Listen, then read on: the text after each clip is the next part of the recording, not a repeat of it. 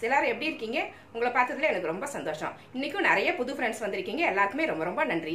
புதுசாக நம்ம சேனலை பார்க்குறவங்களா இருந்தால் சப்ஸ்கிரைப் பண்ணி வச்சுக்கோங்க. கூடவே இருக்கிற பெல் ஐக்கனையும் ப்ரெஸ் பண்ணி வச்சுக்கோங்க. Thank you friends. இன்னைக்கு நம்ம கிச்சனில் என்ன பார்க்க போறோம்னா, இன்னைக்கு நம்ம கிச்சனில் தக்காளி ரசம் வைக்க போகிறோம். அதுக்கு நான் 1/2 கிலோ தக்காளி கழுவி எடுத்து வச்சிருக்கேன். இது வந்து ஒரு 4லேருந்து 5 பேர் வரைக்கும் சாப்பிடலாம். ரசம் இல்லைங்களா, நம்ம தாராளமாக தான் ஊற்றி சாப்பிடுவோம். குழம்பு மாதிரி கொஞ்சமாக சாப்பிட மாட்டோம். ரசம் வந்து நிறைய ஊற்றி தான் சாப்பிடுவோம். அதனால் நான் ஒரு 1/2 கிலோ தக்காளி நல்லா பழுத்து தக்காளியாக எடுத்து வச்சிருக்கேன். தண்ணி கொதிக்க வச்சிருக்கேன். இதை போட்டுடலாம். ஸ்டவை நிறுத்திடணும். தண்ணி கொதிச்சதுக்கப்புறம் ஸ்டவை நிறுத்திடுங்க. நிறுத்திட்டு இது வெந்நீரில் போட்டுருங்க. ஒரு 5 நிமிஷம் மூடி வச்சா போதும். இது தோலெல்லாம் உறிஞ்சி வந்துடும்.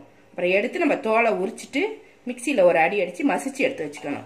இதை மூடிடலாம். ஒரு 5 நிமிஷம் கழிச்சு எடுத்து தோலை உரிச்சிக்கலாம். தக்காளியை 5 நிமிஷம் வெந்நீரில் போட்டு மூடி வச்சுருந்தோம். இந்த மாதிரி தோலெல்லாம் உறிஞ்சி வருது பாருங்கள். இந்த மாதிரி இந்த தோலெல்லாம் உரிச்சு எடுத்துக்கணும். வெந்நீரில் போட்டால் தான் இது மாதிரி உரியும்.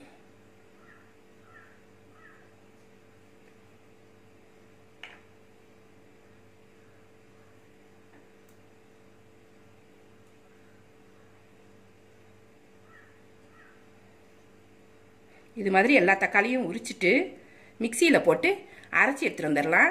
இல்லைன்னா கையால் கூட கரைச்சி எடுத்து வந்து வச்சுக்கோங்க.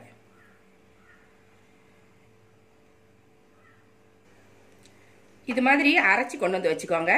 இதுக்கு ரசத்துக்கு தேவையான மசாலாலாம் இப்போ நம்ம ரெடி பண்ணிடலாம். ஒரு 5 சின்ன வெங்காயம் எடுத்திருக்கேன்.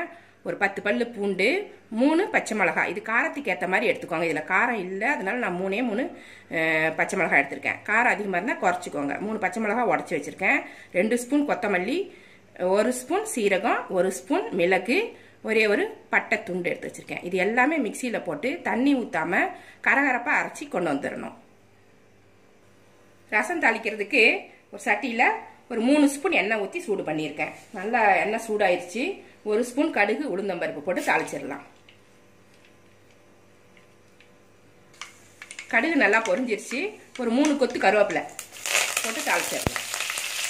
அரைச்சி வச்சுருந்தோம் இல்லைங்களா, மிளகு, சீரகம், பச்சை மிளகாய், பூண்டு, வெங்காயம் எல்லாமே அந்த பொடியை இதில் போட்டுருக்கணும். தண்ணி ஊற்றாமல் இது மாதிரி நுணுக்கி எடுத்துக்கணும்.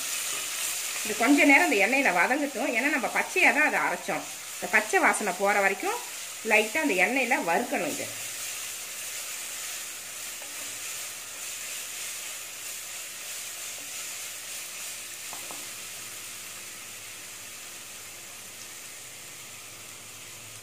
கொஞ்சமாக வறுத்தா போதும், வறுபட்டுடும் எண்ணெயில். இப்போ அரைச்சி வச்சுருந்த தக்காளி பேஸ்ட்டு, நம்ம வேக வச்சு அரைச்சி வச்சுருந்த தக்காளி பேஸ்ட்டு இதில் போட்டு ஃபுல்லாகவே கொட்டிடுங்க. கொட்டிட்டு நல்லா கலந்து விட்டு ஒரு நெல்லிக்காய் அளவு புளி ஊற வச்சு கரைச்சி எடுத்து வச்சுருக்கேன். கரைச்சி வடிகட்டி வச்சுருக்கேன். அதை இதில் போட்டுக்கலாம். தக்காளியிலேயே புளிப்பு இருக்கும், அதனால் புளி கம்மியாக போட்டால் போதும். உங்களுக்கு தேவைப்பட்டா வேணால் கொஞ்சம் அதிகம் பண்ணிக்கோங்க. அது வந்து சாப்பிட்டு பார்த்துட்டு தான் அதிகம் பண்ணணும். இப்போ கொஞ்சமாக பெருங்காயப்பொடி போட்டுக்கிறேன்.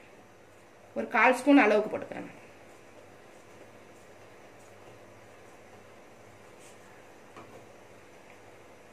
மஞ்சத்தூள் ஒரு 1/4 ஸ்பூன் போட்டுக்கிறேன். உப்பு தேவையான அளவு போட்டுக்கலாம். நான் ஒரு 2 ஸ்பூன், ஒரு 1/2 ஸ்பூன் போட்டுக்கிறேன். நீங்கள் அளவாக போட்டுக்கோங்க. எல்லாத்தையுமே நல்லா கலந்துட்டு நம்மளுக்கு எவ்வளோ ரசம் வேணுமோ அவ்வளோ தண்ணி இதில் ஊற்றி விட்டுறணும். ரசம் தண்ணியாக தானே இருக்கும், அதனால தண்ணியாக ஊற்றிக்கணும். கெட்டியாக வச்சுட்டு அப்புறம் குழம்பு மாதிரி ஆகிடும். போதும், கரெக்டாக இருக்கும்.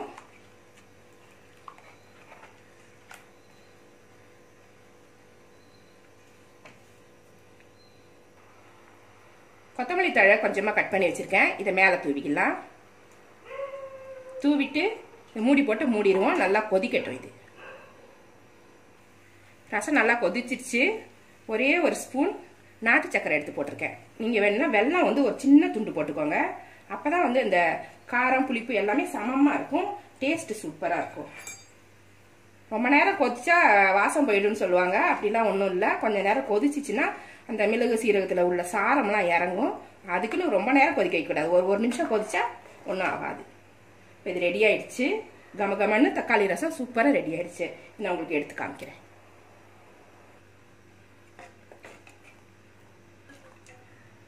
காரம் உப்பு மட்டும் நீங்கள் பார்த்து போட்டுக்கோங்க. காரம் உங்களுக்கு எவ்வளோ தேவையோ போட்டுக்கோங்க. உப்பு செக் பண்ணி போட்டுக்கோங்க. சூப்பராக இருக்கும்.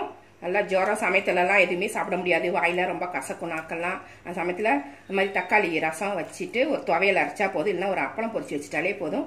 அவ்வளோ நல்லாயிருக்கும். இந்த ரசம் ரெசிபி உங்களுக்கு பிடிச்சிருந்தா நம்ம சேனலை சப்ஸ்கிரைப் பண்ணி வச்சுக்கோங்க. கூடவே இருக்கிற பெல் ஐக்கானே ப்ரெஸ் பண்ணி வச்சுக்கோங்க. லைக் பண்ணுங்கள், ஷேர் பண்ணுங்கள், கமெண்ட் பண்ணுங்கள். இவ்வளோ நேரம் என்னோட வீடியோவை பார்த்தா எல்லாருக்குமே நன்றி. Thank you friends.